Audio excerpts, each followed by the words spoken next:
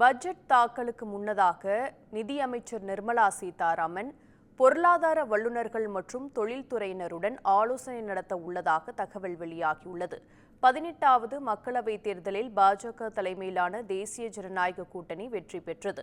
இதனையடுத்து மத்தியில் மீண்டும் பிரதமர் மோடி தலைமையிலான கூட்டணி ஆட்சி அமைந்துள்ளது. பிரதமர் மோடியின் அமைச்சரவையில் நிதியமைச்சராக நிர்மலா சீதாராமன் மீண்டும் பொறுப்பேற்றுக் கொண்டுள்ளார். இந்த நிலையில் நிதியமைச்சர் நிர்மலா சீதாராமன் 2024-25 நிதி ஆண்டுக்கான பட்ஜெட்டை தாக்கல் செய்ய உள்ளார். இதனிடையே பட்ஜெட்டுக்கு முந்தைய ஆலோசனைக்காக மத்திய வருவாய்த்துறை செயலாளர் சஞ்சய் மல்ஹோத்ரா நிதி அமைச்சர் நிர்மலா சீதாராமனை சந்திக்க உள்ளார்.